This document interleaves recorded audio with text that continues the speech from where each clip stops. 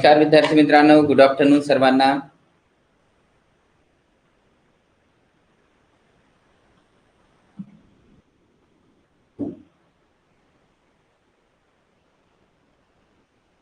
Okay, पहा विद्यार्थी मित्रांनो, आतापर्यंत आपण 5 क्वेश्चनचे 5 सेट घेतले, ज्याच्यामध्ये 60 प्रश्न कव्हर केलेले आहे. परंतु आज जसा परीक्षेचा फॉर्मॅट असणार आहे, त्या प्रकारे 40 प्रश्नांचा सेट घेऊन आज आम्ही आलेलो आहोत. त्यामध्ये आनंद पवार सरांनी आणि मी स्वतः तर हे प्रश्न आणलेले आहेत. त्यासाठी 40 क्वेश्चनचा सेट आहे हा, आणि अत्यंत महत्वाचा असा आहे. तर बघा, या प्रश्नाचा जो सेट आहे हा आपल्याला 5 एक मिनिट आपण बोलूया त्यावरती सुरू करूया.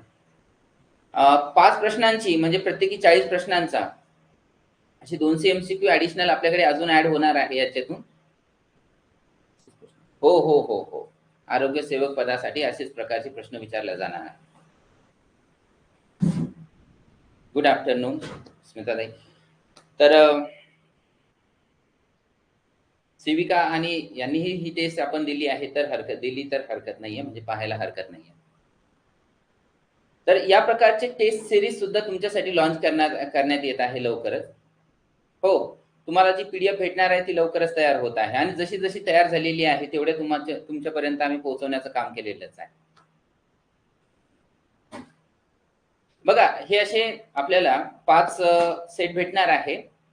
टेस्ट सिरीज जास्त होतील, पण हे टेस्ट सिरीज प्लस त्याचा म्हणजे हे 5 सेट प्लस त्याचा अनालिसिस, असे हे 200 MCQ चा सेट आपल्याकडे असेल. पॉसिबल झालं तर मोर दॅन 5 आपण घेणार आहोत. ओके, चला तर आता आपण आणखी वेळ न घेता तुमचा प्रश्नावरती कडे वळूया. डॉक्टरांनी दृष्टीदोषाच्या निराकरणासाठी वजा म्हणजे ऋण 60 सेंटीमीटर नाभी अंतर असलेला भिंग वापरण्याचा सल्ला दिला, तर त्या व्यक्तीला कुठला दृष्टी दोष असेल असं विचारलं. उत्तर येत आहे 1/3 निकट दृष्टिता. ओके, बरोबर आहे. परंतु आता याचं अनालिसिस करण्यास तेही गरजेचं आहे आपल्याला, उत्तर जरी येत असेल पटकन. बघा, वजा 60 सेंटीमीटर हे नाभी अंतर आहे, म्हणजे ही त्याची फोकल लेंथ आहे. आणि कोणतं भिंग आहे की ज्याची फोकल लेंथ म्हणजे नाभी अंतर ऋण असते, तर ती आहे ही अंतर्गोल भिंग, ज्याला म्हणतो कॉन्केव्ह लेन्स. याचे नाभी अंतर ऋण आहे. मग या भिंगाचा वापर होत असतो कोणत्या दृष्टी दोष दूर करण्यासाठी, तर तो म्हणजे निकट दृष्टिता. आणि या निकट दृष्टिता काय आहे की याच्यामध्ये काय होतं, जवळपासच्या वस्तू व्यवस्थित पाहता येतात, परंतु दूरच्या वस्तू पाहताना अडचण येते. दूरच्या वस्तू स्पष्टपणे दिसत नाही.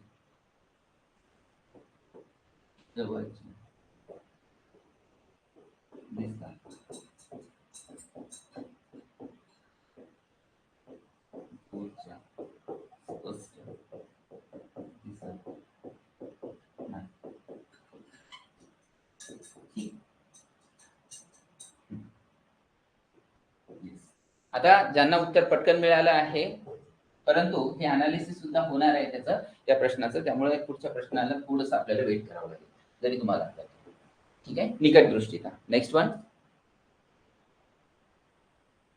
प्रकाश किरण एका माध्यमातून दुसऱ्या माध्यमात प्रवेश करत असताना माध्यमाच्या सीमेवर लंबरूप आपत होतो, तर तो पर्याय काय? दुसऱ्या माध्यमात दिशा न बदलता सरळ प्रवेश करतो, स्तंभिकेकडे झुकतो, स्तंभिकेपासून दूर जातो, दुसऱ्या माध्यमात अजिबात प्रवेश करत नाही. सांगा, मॅक्सिमम उत्तर हे तुमच्याकडून आले पाहिजेत.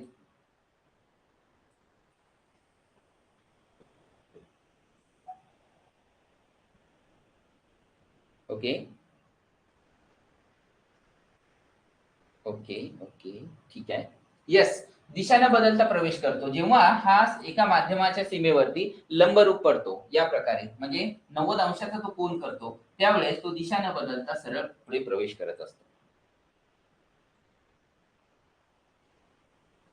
ठीक, अगदी बरोबर आहे. स्तंभिकेकडे केव्हा झुकतो तो? एका रेअरर मीडियम मधून डेन्सर मीडियम मध्ये जेव्हा प्रवेश करतो, एका विरल माध्यमातून ह्या डेन्सर मीडियम मध्ये जेव्हा येतो तेव्हा स्तंभिकेकडेच होतो. पुढचा प्रश्न, खालीलपैकी काय सूक्ष्मदर्शकाच्या मदतीने पाहता येत नाही? जवळील सूक्ष्म वस्तू, जीवाणू, विषाणू आणि पेशिका की तारे? सूक्ष्मदर्शकाच्या मदतीने काय पाहता येत नाही असा प्रश्न आहे.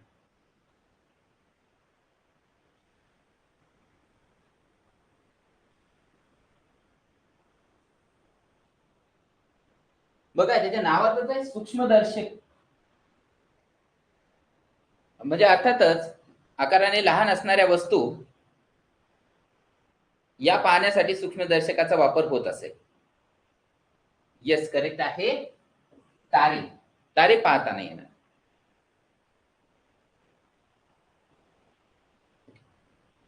पुढील प्रश्न,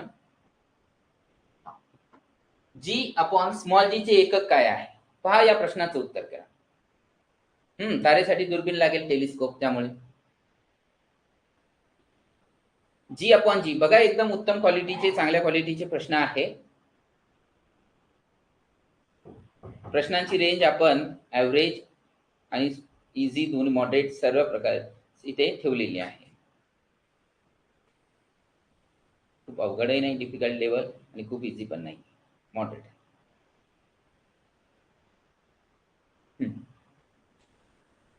कृपया फक्त प्रश्नाचा क्रमांक आणि त्याचा पर्याय पुढे लिहा, जेणेकरून मला समजेल तुम्ही कोणत्या प्रश्नाचा आन्सर करत आहात.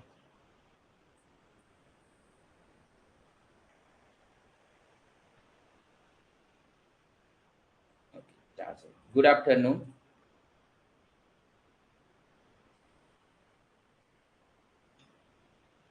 पहा, वरचा जो कॅपिटल जी आहे हा स्थिरांक आहे. प्रश्नच समजला नाही, ओके, काही हरकत नाही. कॅपिटल जी काय आहे, तर हा आपण हे पाहिलं की दोन वस्तू, ब्रह्मांडातील युनिव्हर्स मधल्या दोन वस्तू एकमेकांना एका विशिष्ट फोर्सने एकमेकाकडे अट्रॅक्ट करतील, आकर्षित करतील एका विशिष्ट बलाने. जो फोर्स कसा असतो, तर तो फोर्स असतो समानुपाती असतो दोन वस्तूच्या वस्तुमानाच्या गुणाकाराशी, आणि व्यस्तानुपाती असतो त्यांच्यामध्ये असणाऱ्या अंतराच्या वर्गाशी. हे जर अंतर असेल तर आणि हा जो नियम आहे, कोणाचा नियम आहे? न्यूटनचा, ग्रॅव्हिटेशनचा नियम आहे, गुरुत्वाकर्षणाचा. मग इथून आपण हे समानुपातीचं चिन्ह काढण्यासाठी इथे एक स्थिरांकाने मल्टिप्लाय करतो, आणि तो स्थिरांक म्हणजे capital G, m1 m2 upon d चा स्क्वेअर. मग या कॅपिटल जी चं एकक काय आहे? या कॅपिटल जी चं एकक बनते, बघा या कॅपिटल जी चं, तर ते आहे, कॅपिटल जी चं एकक लिहितोय मी, न्यूटन मीटरचा वर्ग छेदामध्ये केजी चा वर्ग. ठीक, हे एकक आहे या कॅपिटल जी चे. ओके, स्मॉल जी जो आहे ते गुरुत्वीय त्वरण म्हणतो आपण, गुरुत्वीय त्वरण. आणि गुरुत्वीय त्वरणाचं जे एकक असते ते मीटर अपॉन सेकंड स्क्वेअर हे असते. आता याचा आणि याचा रेशिओ आपल्याला विचारलेला आहे, म्हणजेच काय, कॅपिटल जी छेदामध्ये स्मॉल जी हा रेशिओ आपल्याला विचारलेला आहे. हा समजला, म्हणजे कॅल्क्युलेशन करून एक एक कॅन्सल करायचे आहेत. ओके, येस, राहील ते आन्सर. हा पहा आता हा न्यूटन मीटर स्क्वेअर छेदामध्ये केजी स्क्वेअर, ठीक आहे, आणि खाली जो आला तो मीटर अपॉन सेकंड स्क्वेअर. आता हा जो न्यूटन आहे बघा, न्यूटन कशाचं एकक आहे? बलाचं एकक आहे, फोर्सचं आहे. F बरोबर वस्तुमान आणि त्वरण.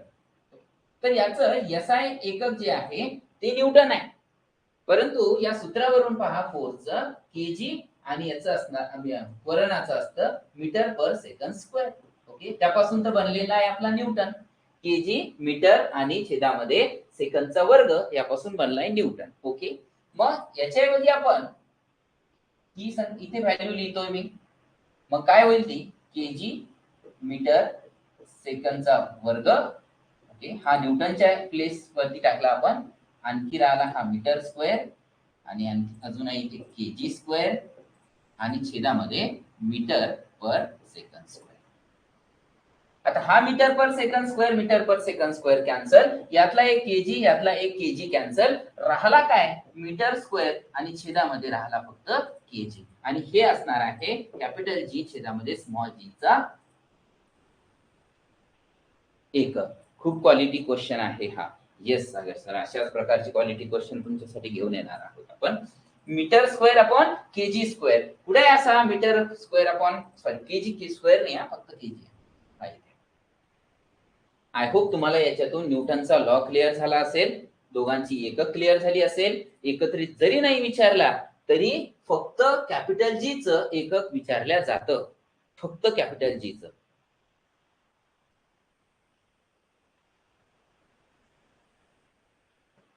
Okay yes. आता पुढील प्रश्न पाहूया.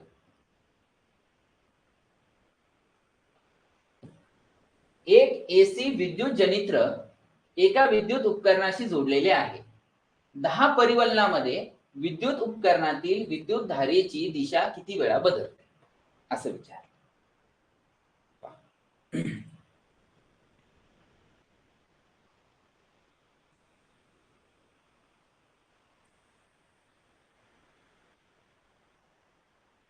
पॉवर सप्लाय बंद झाला कारणानं थोडासा अंधार पडला आहे, परंतु बोर्ड आय होप की तुम्हाला क्लिअर आहे. 10 वेळा. बर ठीक. पहा आता अजून कोणाचं काही आन्सर असेल याविषयी तर ते सांगा.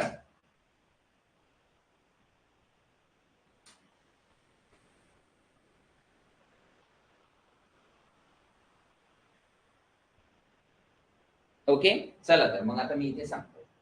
विद्युत जनित्र जे आहे, विद्युत जनित्रामध्ये एका मॅग्नेटच्या 2 पोल्स मध्ये, ध्रुवामध्ये आपण आपली कॉईल जी आहे ती ठेवलेली असते.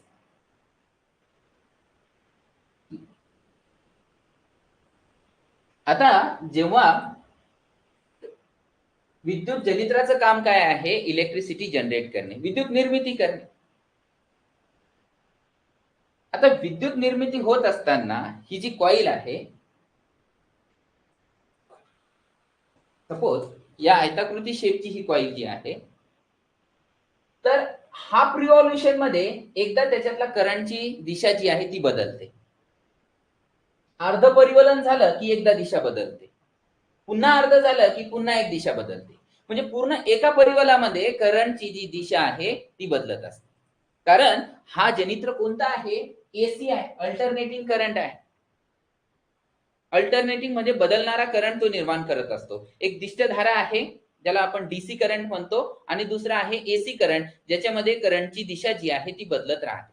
हे जनित्र कोणतं आहे, एसी जनरेटर आहे. म्हणजे याचा अर्थ याच्यामध्ये करंटची दिशा बदलणार आहे वारंवार. तर या कॉइलच्या एका परिवलनामध्ये, अर्ध्या परिवलनानंतर एकदा दिशा बदलते, म्हणजे पुन्हा एकदा अर्ध्यानंतर पुन्हा एकदा बदलेल. म्हणजे टोटल एका परिवलनामध्ये कितीदा बदलली दिशा करंटची, 2दा बदलली. आता प्रश्नाचं उत्तर. जनरेटर कॉईल जेव्हा हा रोटेट होतो, फिरतो, परिवलन करतो, एका परिवलनामध्ये करंटची दिशा 2दा बदलते. मग अशा वेळा इथे किती परिवलन झालेले आहे, 10 परिवलन झालेले आहे. तर याचा अर्थ विद्युत धारेची दिशा किती वेळा बदलेल, 20 वेळा बदलेल.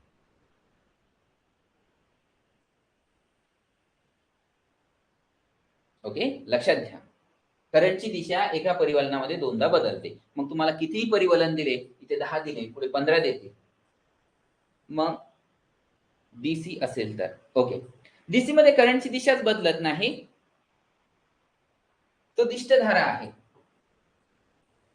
करंट एक तर कॉन्स्टंट भेटतो किंवा कमी जास्त अशा प्रकारचा भेटतो, दिशा बदलत नाही.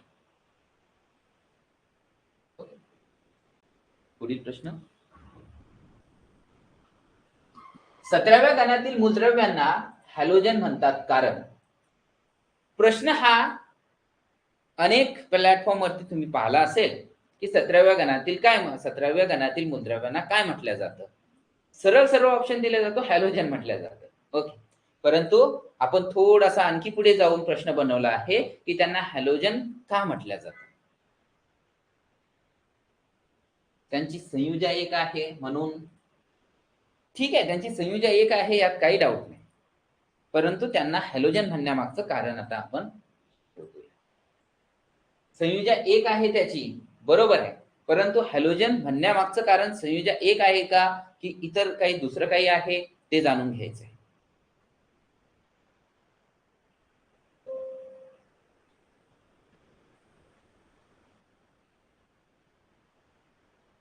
ते धातू करणारे धातुकी तयार करणारे. विद्यार्थी मित्रांनो, जर आपल्याला 17व्या गणातील काही मूलद्रव्यांची नावं आठवत असतील, क्लोरीन, फ्लोरीन, ब्रोमीन, आयोडीन या प्रकारची, हे 17व्या गणातील आहे. यांच्या सगळ्यात बाह्यतम कक्षेमध्ये 7 इलेक्ट्रॉन्स आहेत.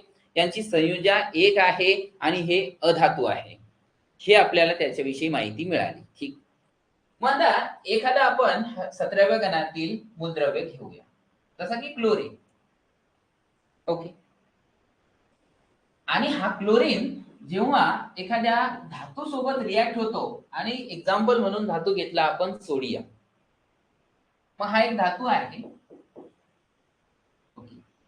आणि जेव्हा यातील हा मूलद्रव्य धातू सोबत रिॲक्ट होतो तर NaCl तयार होईल, ते जे की एक क्षार आहे. मग हे 17व्या गणातील मूलद्रव्य जेव्हा धातूशी रिॲक्ट होतात, अभिक्रिया होते त्यांची, तेव्हा ते क्षार तयार करतात आणि म्हणून त्यांना हॅलोजन म्हणलं गेलेलं आहे. ओके, लक्षात घ्या.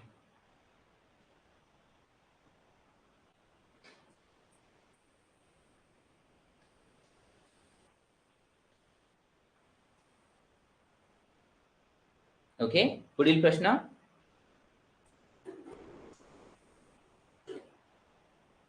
खालीलपैकी वेगळा घटक ओळखायचा आहे आपल्याला. Haematite, siderite, मॅग्नेटाइट, bauxite. सांगा.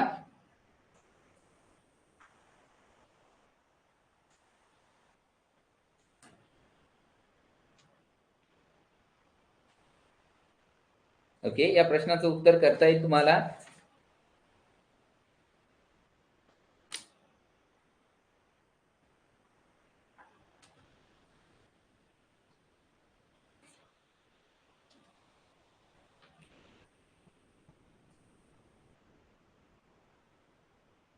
ओके, बॉक्साइट काय आहे विद्यार्थी मित्रांनो, तर हे ॲल्युमिनियमचं धातू क आहे.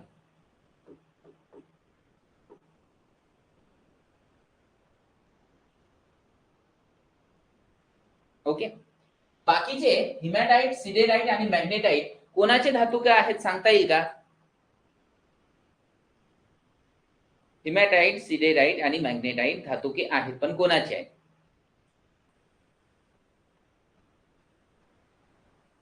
उत्तर करेक्ट आहे, बॉक्साइट.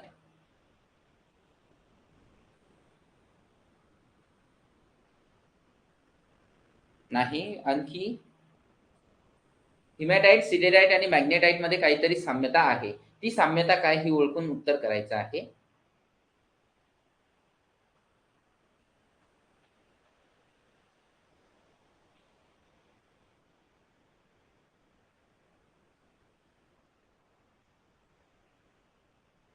ओके.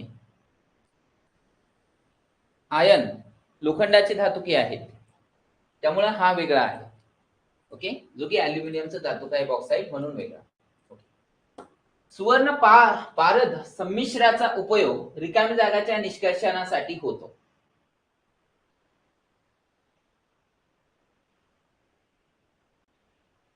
पहा, जेव्हा आता मिश्रण बनवतो आपण, आता मिश्रण जे आहे तर त्याच्यामध्ये जर एक मूलद्रव्य हा मर्क्युरी असेल, पारा असेल, ओके, आणि दुसरा कुठलाही एखादा मूलद्रव्य असेल, तर यांच्या मिश्रणाला आपण काय म्हणत असतो? पारद संमिश्र म्हणत असतो.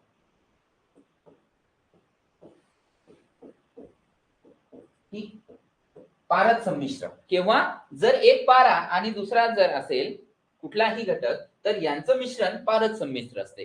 परंतु जो आपण मिक्स करायला घेतलाय तो कोणता असेल खालीलपैकी जेणेकरून तयार होणारं जे पारद संमिश्र आहे की त्याला आपण सुवर्ण पारद संमिश्र म्हणू शकतो, जो की कशासाठी वापर होतो त्याचा?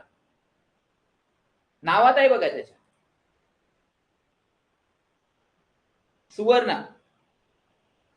सुवर्ण पारद संमिश्राचा उपयोग, सुवर्ण हा शब्द काय सांगतो आपल्याला? सोने सांगतो, सोने. ओके, तर सोन्याच्या एक्स्ट्रॅक्शन साठी, निष्कर्णासाठी यूज होतो काय? तर हा सुवर्ण पारद संमिश्र. म्हणून उत्तर आहे क्रमांक 2, 8चं 2. येस. ओके, मग इथे जर हे सोने घेतलं असेल तर ते सुवर्ण पारद संमिश्र असं बनते. ठीक, नेक्स्ट वन. C6H14 सहसंयोज बंधाची संख्या किती आहे? हा जो आपल्याला घटक दिलेला आहे, संयुग दिलेला आहे C6H14, तर याच्यामध्ये सहसंयोज बंधाची संख्या किती आहे हे विचारले. तर हा एक हायड्रोकार्बन आहे आणि 6 कार्बन वाला आहे, त्याच्यात दुप्पट हायड्रोजन. ओके,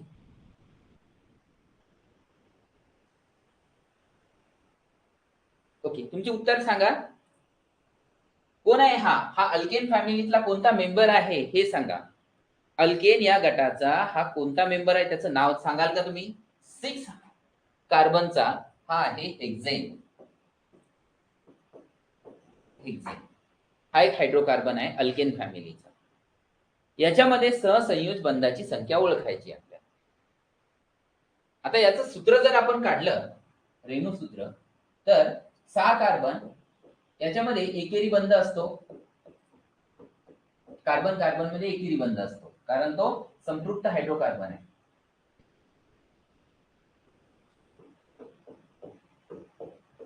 ठीक, 1 2 3 4 5 6 कार्बन. हेक्झेन, AN, हा सागर. राहिल्या ठिकाणी हायड्रोजन जोडायचे.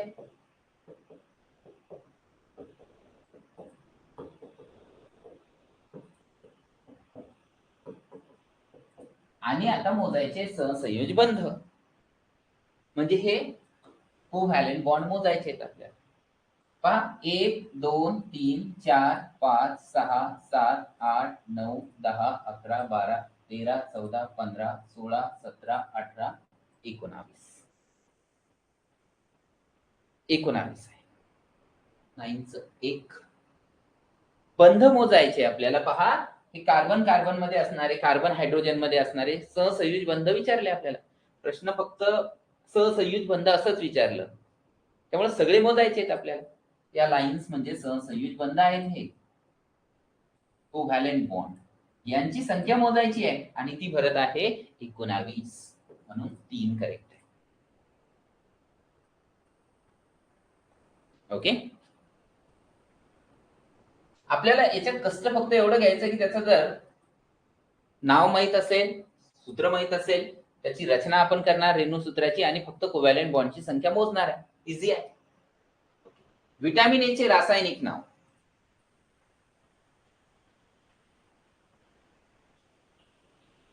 या प्रश्नाचं उत्तर तुमच्याकडून अपेक्षित आहे. विटॅमिन ए चे रासायनिक नाव काय आहे? रेटिनॉल. येस, रेटिनॉल हे आहे. मग थायमिन कोणाला म्हणतो आपण? कोणत्या विटॅमिनला? विटॅमिन B1,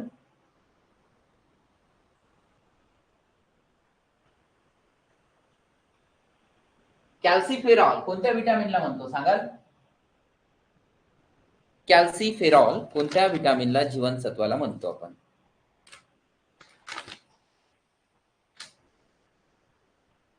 येस, 10चं उत्तर करेक्ट केलंय तुम्ही. कॅल्सिफेरॉल.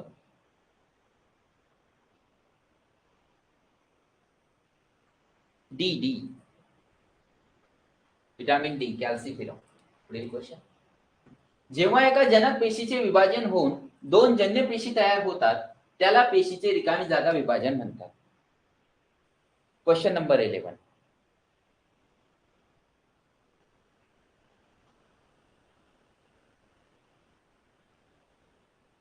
पहा, एखादी जनक पेशी आहे, समजा ही एक जनक पेशी. यांच्यापासून किती सांगितलंय आपल्याला, 2 जन्य पेशी तयार झालेल्या आहे, डॉटर सेल्स, एका पॅरेंट सेल पासून. तर हे कोणत्या प्रकारच्या पेशी विभाजनात होते?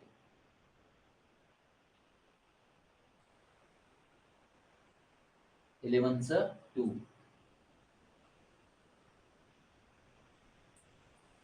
बघा, पेशी विभाजनाचे 2 प्रकार आहे. एक सूत्री विभाजन आणि दुसरा आहे अर्धगोणसूत्री विभाजन.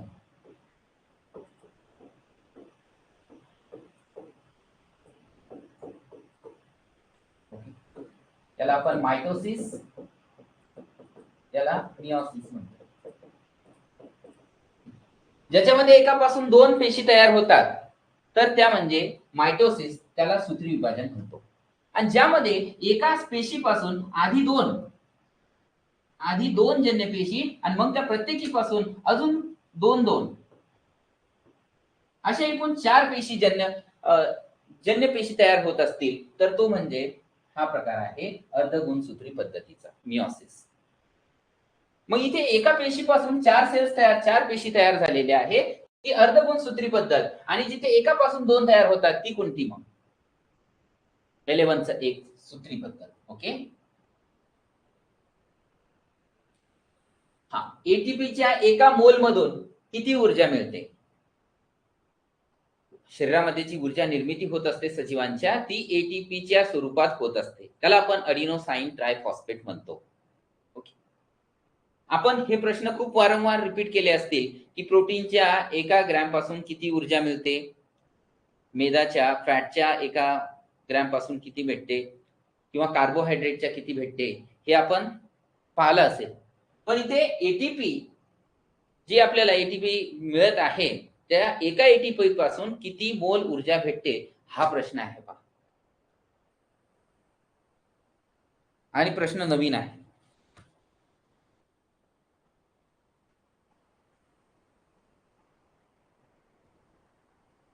ओके. आणि प्रश्नाचं उत्तर आहे 7.3 किलो कॅलरी. नोट करा याला, 7.3 किलो कॅलरी असं उत्तर आहे. इम्पॉर्टंट क्वेश्चन आहे. ओके. मानवीय प्रजननात अंडपेशीचे फलन रिकामी जागामध्ये होते. ओके. ओके.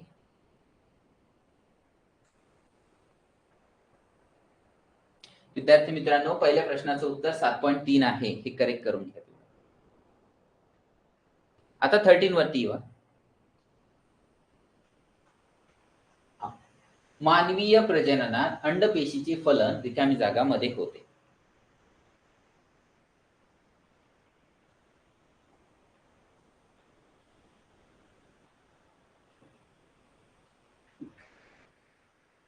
हे आहे अंडाशय.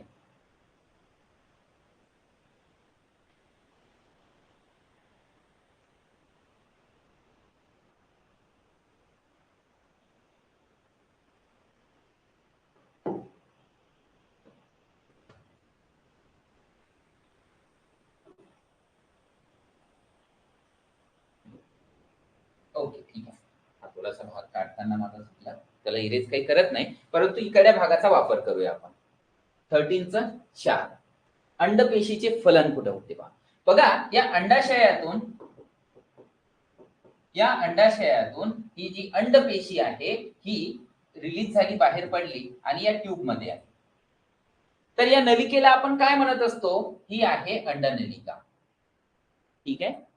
आणि इथे जी अंडपेशी आलेली आहे तर त्याला या योनी युटेरस म्हणजे गर्भाशय, त्या मार्गे आलेला स्पर्म जो आहे, शुक्र, इथे येऊन त्याला तो भेटतो या अंडपेशीला, आणि तिथे एकमेकां फ्युजन त्याचं होत असते, युनियन होते, आणि त्या प्रक्रियेला आपण म्हणत असतो त्याचं फलन होणे.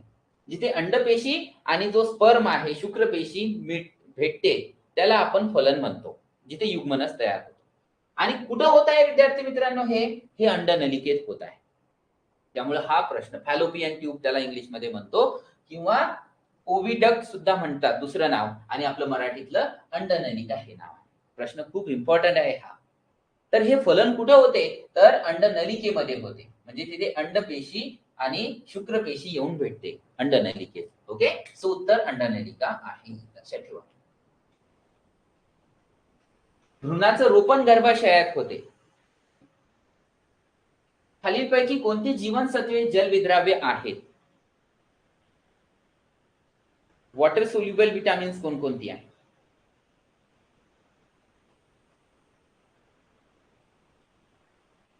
सांगा पटकन. बी बी नाही, के नाही, C C B C. Yes, B C, B आणि सी. ओके, आणि बाकीचे जे आहे ते okay okay, no problem. Yes, correct आहे. बाकीचे फॅट सोल्युबल आहे, मेद विद्राव्य त्याला म्हणतो आपण. इलेक्ट्रॉन वहन साखळी खालीलपैकी कशामध्ये राबवली जाते? पहा, ऊर्जा निर्मिती 3 स्टेप मध्ये होते. पहिलं ग्लुकोजचं विघटन, दुसरी म्हणजे क्रेब्स सायकल, आणि तिसरं आहे इलेक्ट्रॉन ट्रान्सफर चेन, ज्याला इलेक्ट्रॉन वहन साखळी म्हणतो. तर पहिलं जे आहे ग्लुकोजचं विघटन, ते पेशीच्या सायटोप्लाझम मध्ये होत असते, त्याला आपण पेशी द्रव्य म्हणतो. हे सायटोप्लाझम, इथे ग्लायकोलिसिस होते, ग्लुकोजचं विघटन. राहिल्या 2 स्टेप्स आहे, म्हणजे क्रेब्स सायकल आणि इलेक्ट्रॉन वहन साखळी, ही कशामध्ये होते? तर तंतुकणिकेमध्ये होते. तंतुकणिका, मायटोकॉन्ड्रिया ज्याला म्हणतो आपण. ठीक, ओके. Next question. खालीलपैकी कोणते भिंगाच्या शक्तीचे एकक आहे? प्रश्न इझी आहे, पटकन आन्सर करून टाका. 15चं नाही, 15चा तंतुकणिका आहे बघा. ग्लुकोजचं विघटन पेशी द्रव्यात होते. हा, 16. खालीलपैकी कोणते भिंगाच्या शक्तीचे एसआय एकक आहे? 16चं 3 डायोप्टर, अगदी करेक्ट आहे. ठीक, नेक्स्ट क्वेश्चन. पेशी विभाजनाचा योग्य क्रम निवडायचा आहे आपल्याला. पेशी विभाजन जे होते त्याचा योग्य क्रम निवडायचा. ओके, याच्यात सांगा पटकन.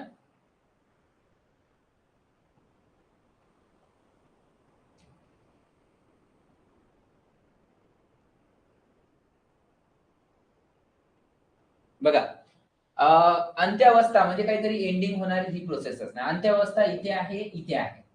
ठीक आहे, आणि एकदम सुरुवात जी अवस्था आहे, पूर्वीची अवस्था, पूर्वावस्था, पूर्वावस्था, म्हणजे या 2 आणि 4 पैकी पर्याय असणार आहे. आता कोणता? सॉरी, 2 मध्ये नाही, तर आता नाहीच आहे. अंत्यावस्था शेवट नाही, त्यामुळे हा नाहीच. मग राहिला कोणता? बघा, एकदम सुरुवात असणार आहे ती पूर्वावस्था, शेवट असणार आहे ती अंत्यावस्था. बर, मग आता मधल्या जो 2 स्टेप्स आहेत तेवढे भरायचे आहे फक्त, की मध्यावस्था आणि पश्चावस्था. 4 क्रमांक करेक्ट आहे. हा, स्त्री केसरचे दल काय दर्शवतात? स्त्री केशरचे दल काय दाखवतात? हे व्यायाम. हा उमंग जो आहे तो कुकेसर आहे. रिकाम जागा हा दिवस जैवविविधता दिवस म्हणून साजरा केला जातो. प्रश्न इझी आहे, पटकन करा. 19 नंबरचा क्वेश्चन.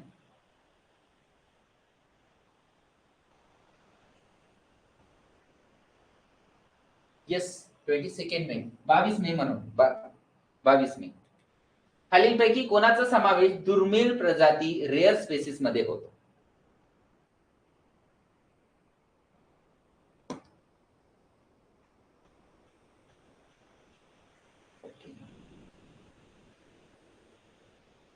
चा काही प्रॉब्लेम आहे? 19चा हा आहे करेक्ट, 22 मे. ओके, हा 20चा पहा, रेअर दुर्मिळ प्रजाती कस्तुरी मृग. हा प्रश्न बऱ्याचदा रिपीट झालाय आपण घेतलेल्या सेशन्स पैकी. पेयाची निर्मिती सफरचंदाचे किण्वन करून करतात. कोणतं पेय आहे जे सफरचंदाच्या पासून मिळवले जातं? किंवा त्या पेयाचं नाव काय? वाईन, कॉफी, कोको आणि सिडार यापैकी. जस्ट ओके, 20चं 4 आहे, नो डाऊट. 21 मध्ये या. 21 सिडार. सिडार हे ऍपल सफरचंदाचं किण्वन करून मिळवतात हे पेय. ही एक वाईनच आहे, फक्त ऍपल पासून मिळवली जाते. खालीलपैकी कोणती अणुअंकाची जोडी ही अल्क धातूची आहे? अल्क धातूची जोडी ओळखायची आपल्याला. अल्कधातू कोणता गण आहे? पहिला गण आहे विद्यार्थी मित्रांनो आधुनिक आवर्त सारणीतला. आणि त्याच्यामध्ये कोण कोण आहे? Hydrogen, lithium, sodium, potassium, rubidium.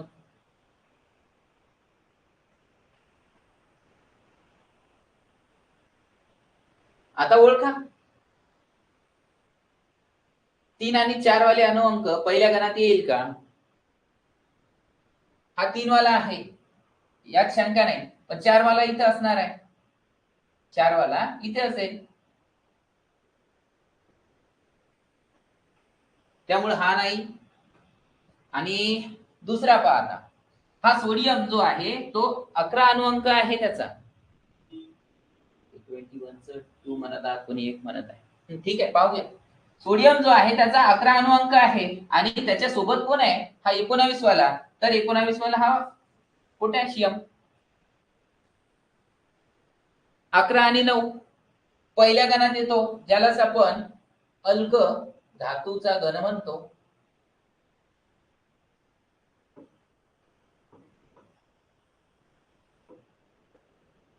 पहिल्या गणाला. मग आता क्लिअर झालं असेल. सोडियम आणि पोटॅशियम म्हणजे 11 आणि 19 वाला. हा सोडियम, हा पोटॅशियम आणि ही ती जोडी आहे जी अल्क धातूची जोडी आहे. ओके.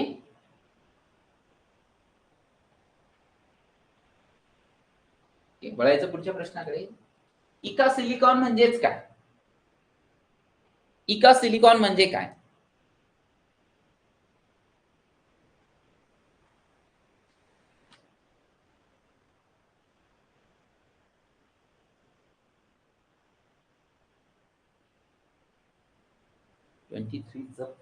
जर्मेनियम. Okay, yes. इका सिलिकॉन ज्याला आपण जर्मेनियम म्हणतो. इका बोरॉन स्कॅन्डियम आहे. इका ॲल्युमिनियम, इका बोरॉन स्कॅन्डियमला म्हटलं होतं आपण. इका ॲल्युमिनियम त्याला आपण गॅलियम नाव दिलं आहे. आणि जो तिसरा आहे इका सिलिकॉन म्हणजे जर्मेनियम. ओके, पुढील प्रश्न. सामान्यतः अंडमोचन रिकामी जागा घडते. केव्हा घडते अंडमोचन? जे ऋतुचक्र आहे त्याच्या 14व्या दिवशी किंवा ऋतुचक्राच्या मध्यांतरी. कधी? ओव्ह्युलेशन ज्याला म्हणतो.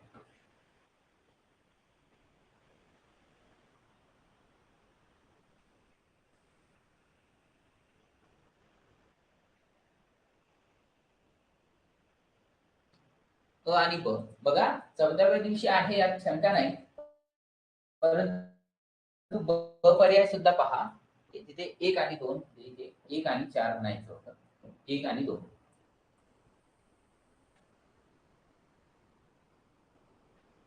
येस, हे बघा 14व्या दिवशी आणि ऋतुचक्राच्या मध्यांतरी ओव्ह्युलेशन घडते, त्याला अंडमोचन म्हणतो. दोन्ही अ आणि ब करेक्ट आहे. एंटमोफिली मध्ये परागकण रिकामी जागाच्या मदतीने होते, ट्रान्सफर होते, असं प्रश्न आहे. पहा, फुलामध्ये हा जो स्टिग्मा आहे आणि हा जो अँथर आहे, तर इथून परागकण इथपर्यंत एंटमोफिली मध्ये कोणाच्या मदतीने जाते? झूम करा. ओके, ठीक आहे. झूम नाही होत ते. एवढं सफिशियंट आहे बघा, काही अडचण नाही आहे ती.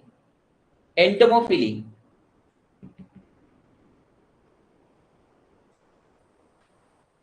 थ्री. येस, कीटकाच्या मदतीने होते एंटमोफिली. ओके, ही साईज लहान वाटते का तुम्हाला? म्हणजे या पुढची आता ही झूम नाही होणार आहे, परंतु पुढची जी आहे ती थोडस आम्हाला साईज वाढवता येईल त्याची.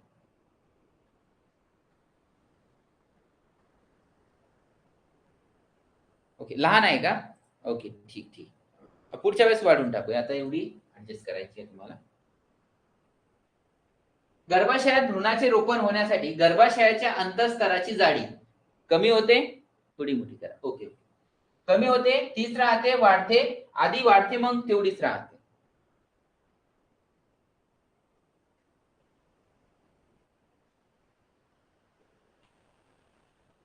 गर्भाशयात भ्रूणाचे रोपण होण्यासाठी गर्भाशयाच्या अंतरस्तराची जाडी काय होते?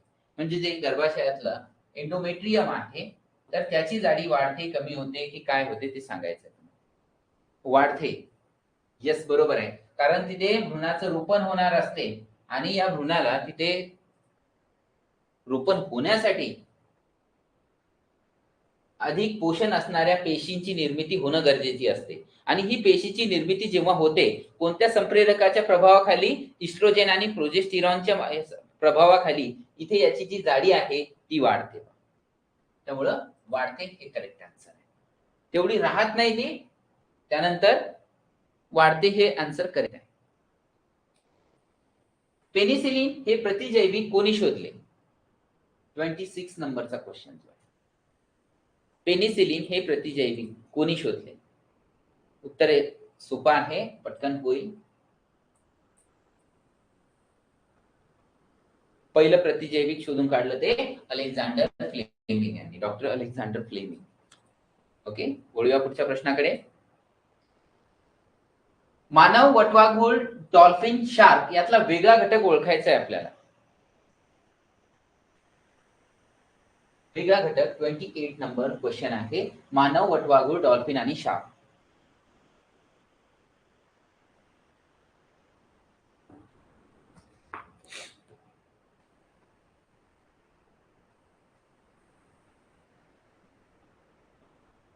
शार्क. आणि का शार्क? उत्तर करेक्ट आहे.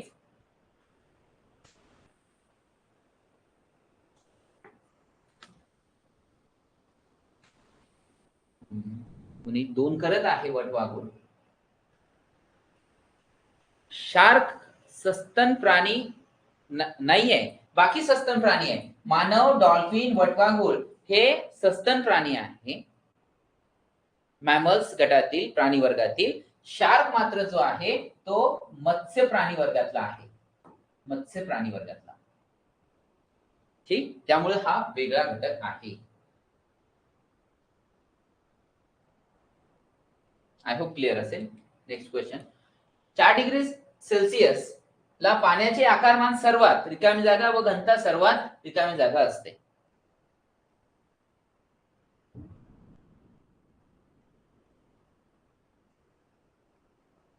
प्राणी वर्ग दोन आहे ते वेगळं काढण्यासाठी आपल्याला, एक मत्स्य प्राणी वर्ग आणि दुसरा जो आहे तो सस्तन प्राणी वर्ग. पहा, दोन ब्लँक्स भरायचे आहे आपल्याला. 4 डिग्री सेल्सिअसला पाण्याचे आकारमान सर्वात 0 to 4, 0 डिग्री सेल्सिअस ते 4 डिग्री सेल्सिअस पर्यंत पाण्याचं असंगत आचरण आठवा. हो, नक्की नक्की नक्की, पीडीएफ मिळून जाईल. पाण्याचं असंगत आचरण आठवा विद्यार्थी मित्रांनो. 0 पासून 4 पर्यंत पाण्याचं आकुंचन होत जाते, म्हणजे 1 ला थोडा आकुंचन होईल म्हणजे कमी होईल, अजून 2 ला गेल्यानंतर अजून आकुंचन पावेल त्याचं, असं करत 4 ला आकुंचन पावेल, म्हणजे आकार लहान होत चालला 4 डिग्री सेल्सिअस पर्यंत. 4 ला पोहोचला त्यानंतर तापमान वाढवलं की आकार आणखी वाढत जातो, म्हणजे 4 ला याचं जे आकारमान आहे ते सर्वात कमी आहे. ओके, मग कमी पहिला कुठे आहे? इथे आहे, इथे आहे, बाकीचे सोडूनच आहे. आणि जिथे जिथे आकारमान सगळ्यात कमी असतं तिथं घनता जास्त असते, कारण घनताचं सूत्र जे आहे ते वस्तुमान आणि छेदामध्ये आकारमान हे आहे. मग विद्यार्थी मित्रांनो, जिथे आकारमान सगळ्यात कमी तिथे घनता सगळ्यात जास्त. ओके, म्हणजे कमी आणि जास्त, पर्याय क्रमांक 4 करेक्ट आहे. ओके, आय होप क्लिअर झालं असेल. पाण्याचं आकुंचन होत जाते 0 डिग्री सेल्सिअस पासून तर 4 डिग्री सेल्सिअस पर्यंत. 4 ला त्याचा आकारमान सगळ्यात कमी असणार आहे. ते स्वच्छ धूर विरहित इंधन आहे. कोणतं? ते स्वच्छ धूर विरहित इंधन आहे, कोणतं आहे? इथेनॉल. Okay, next question. खालीलपैकी कोणत्या वायूचा उपयोग मेद आणि तेलयुक्त पदार्थांना साठवून ठेवण्यासाठी करण्यात येतो?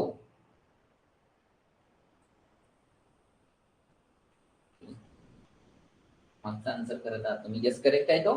आता 31 वरती या.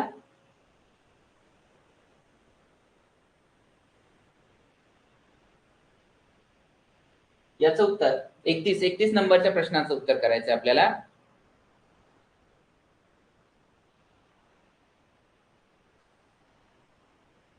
विद्यार्थी मित्रांनो, आपण जी रॅन्सिडिटी आहे, खवीटपणा ज्याला म्हणतो, तो खवीटपणा टाळण्यासाठी आपण अँटीऑक्सिडंट म्हणजे प्रतिऑक्सिडीकारक जे आहे ते वापरत असतो. जसं चिप्सचे पाकिट आहे, खूप सारा वायू त्याच्यामध्ये भरलेला असतो. हो, मिक्स आहे. भाग 1, 2 दोन्ही आहे. आपला जो पेपरचा पॅटर्न असणार आहे त्या प्रकारचे हे 40 क्वेश्चन आहे तुमच्यासाठी आणलेले. दोन्ही मिक्स आहे त्यामध्ये. भाग 1 भाग 2 म्हटल्यापेक्षा जो आवश्यक डाटा आहे आपल्याला, जे प्रश्न आहे ते गरजेचे आहे ते आणलेले आहे. विद्यार्थी मित्रांनो, ऑक्सिजन येणारच नाही, कारण ऑक्सिजनने ते आणखी त्याचं ऑक्सिडीकरण होईल आणि खवीटपणा येईल. त्याच्या खवीटपणा होऊ नये त्याच्यासाठी नायट्रोजन हा काम करत असतो अँटीऑक्सिडंट म्हणून, आणि म्हणून आपण हा नायट्रोजन वायू जो आहे तो वापरतो. लक्षात घ्या, नायट्रोजन आहे, नायट्रोजन ते खाद्यपदार्थाचे पॅकेट्स वगैरे असतात, वेपर्स वगैरे, तर तेही खवीट होऊ नये त्याच्यासाठी त्याच्यामध्ये एक गॅस भरलेला असतो, तो म्हणजे अँटीऑक्सिडंट, त्याला नायट्रोजन ठेवलेला असतो. अंतर्गोल भिंगामुळे मिळणारी प्रतिमा नेहमीच कशी असते? अंतर्गोल भिंग याच्यामुळे मिळणारी प्रतिमा नेहमीच कशी असते? ऑलवेज.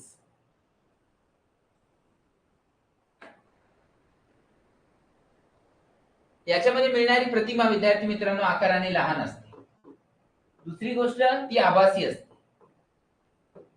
आणि तिसरं म्हणजे काय, तर ती सुलट असते, म्हणजे सरळ असते. नक्की नक्की मिळेल तुम्हाला. याच प्रकारच्या प्रश्न पत्रिका सुद्धा आपण तयार केलेल्या आहे तुमच्या टेस्ट सिरीज साठी. तर आता सांगा विद्यार्थी मित्रांनो, ही वैशिष्ट्ये आहे अंतर्गोल भिंगामुळे मिळणाऱ्या प्रतिमेची. 3 वैशिष्ट्ये तुमच्या समोर आहे, लक्षात ठेवा. नेहमी लहान असेल, आभासी असेल आणि सुलट असेल. मग आता जाऊया आपण पर्यायाकडे. उलट व आभासी नाही, कारण ती सुलट असते. सुलट व वास्तव नाही, कारण ती वास्तव नसते, आभासी असते. आता जाऊया आपण तिसऱ्या पर्यायाकडे. लहान व आभासी, येस, या दोन्ही कंडिशन सॅटिस्फाय होत आहे या पर्यायातून, म्हणून हा करेक्ट आहे. ठीक. पुढचा प्रश्न, कार्बनचे इलेक्ट्रॉनिक स्वरूपण काय आहे? हा कार्बन हे त्याचा अणुअंक आहे 6, अणुवस्तुमानांक 12, म्हणजे 6 अणुवस्तुमानांक, याचा अर्थ त्याच्याकडे 6 इलेक्ट्रॉन्स आहे. तर पहिल्या कक्षेमध्ये 2 इलेक्ट्रॉन्स, दुसऱ्या कक्षेमध्ये 4 इलेक्ट्रॉन्स, 1 2 3 4. मग इलेक्ट्रॉनिक स्वरूपण कसं होईल? पहिल्यामध्ये 2, दुसऱ्यामध्ये 4. पुढे आहे असं पर्याय नाही. 2 6 पर्याय 1 म्हणजे 2 6 होईल. पहा, आता तुमच्या समोर स्ट्रक्चर सुद्धा ड्रॉ केलेलं आहे, आणि आता हे उत्तर तुमचं चुकायलाच नको.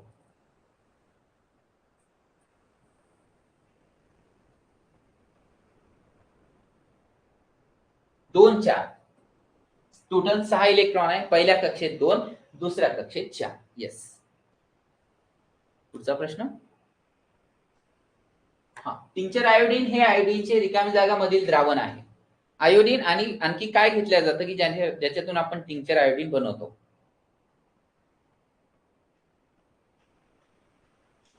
अल्कोहोल असते विद्यार्थ्यांना. आयोडीन प्लस अल्कोहोल, त्याला आपण टिंचर आयोडीन म्हणतो. मानवी शरीरातील सर्वात मोठी ग्रंथी कोणती आहे? मानवी शरीरातील सर्वात मोठी ग्रंथी कोणती आहे? 32. 4 आहे 32 चा, सॉरी 34. यकृत, लिव्हर ही सगळ्यात मोठी ग्रंथी आहे. 35 चं एक. सगळ्यांचा आन्सर करेक्ट आला. विटामिन B1च्या कमतरतेमुळे होणारा आजार कोणता आहे? विटामिन B1, मुरदूस, रातआंधळेपणा, स्कर्वी. हा विटामिन सी च्या कमतरतेमुळे होणारा आजार आहे, स्कर्वी सी. ओके. हा विटामिन ए, रेटिनॉल. हा जो आहे विटामिन डी च्या कमतरतेमुळे होणारा मूळदोष रॅकेट्स, आणि राहिला तो बेरी बेरी विटामिन बी1 च्या कमतरतेमुळे. येस, म्हणजे उत्तर आहे. पुढील प्रश्न, योग्य विधान निवडायचं आहे आपल्याला. ब्रोमीन हा पदार्थ द्रव अवस्थेत लिक्विड असतो. हेलियमच्या बाह्य कक्षेत 2 इलेक्ट्रॉन आहे, परंतु त्याची संयुजा 0 आहे. ग्राफाइट हा विजेचा सुवाहक आहे.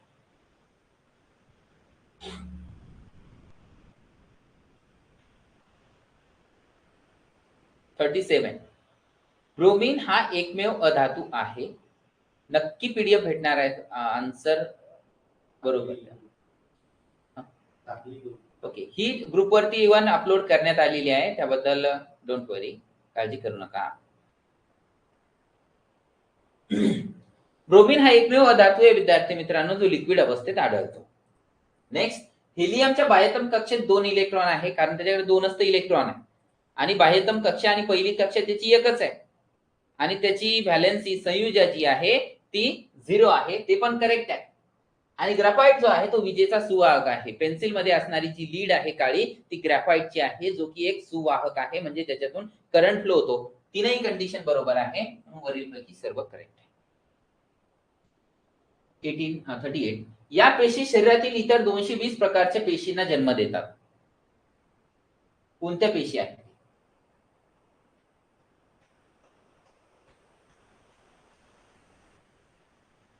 या पेशी शरीरातील इतर 220 पेशींना जन्म देतात. 38 नंबरचा क्वेश्चन आहे. भ्रूणीय मूलपेशी. मूलपेशी 2 प्रकारच्या, एक भ्रूणीय, दुसरा वयस्क मूलपेशी. परंतु या फार उपयोगी आहेत, ज्या शरीरातील इतर 220 पेशींना जन्म देऊ शकतात. मलेरियाचा प्रादुर्भाव कशामुळे होतो? प्रोटोझोआ, जीवाणू, विषाणू की कवकामुळे?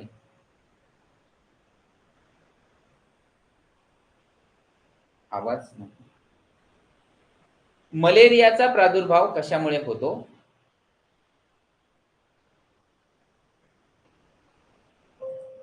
Yes, protozoa. डासापासून त्याचा प्रादुर्भाव हे स्प्रेड होतो हा आजार. स्कर्वी हा आजार रिकामी जागाच्या अभावामुळे होतो. मगाशीच आला होता, म्हणजे एक प्रश्न आला होता, त्याच्यामध्ये आपण याची चर्चा केली. फक्त तिथे व्हिटॅमिनचं नाव घेतलं होतं, इथे थोडं वेगळं नाव घेतलं. अनाफिलस मस्किटो, हो तो बरोबर आहे. मलेरियाचं संक्रमण करून आणणारा जो आहे डास.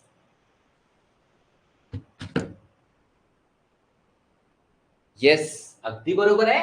ऍस्कॉर्बिक ऍसिड, ज्याला आपण व्हिटॅमिन सी सुद्धा म्हणतो, आणि त्याच्या कमतरतेमुळे होणारा आजार आहे ब्लिडिंग ऑफ गम्स वगैरे येणार, आणि ज्याची तीव्रता जर जास्त वाढली तर इव्हन डेथ पण होते, मृत्यू पण होतो, असा आजार आहे स्कर्वी.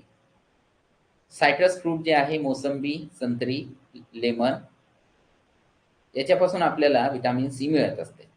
हा सोर्स आहे. ओके स्टुडंट्स, या प्रकारे ह्या 40 क्वेश्चन आपण संपवलेले आहे. तुम्हाला कसे वाटले हे प्रश्न, त्याबद्दल तुम्ही उत्तर कमेंट करून सांगायचं आहे. तर अत्यंत क्वालिटीचे प्रश्न तुमच्यासाठी आपण हे सेट घेऊन आलेलो आहोत.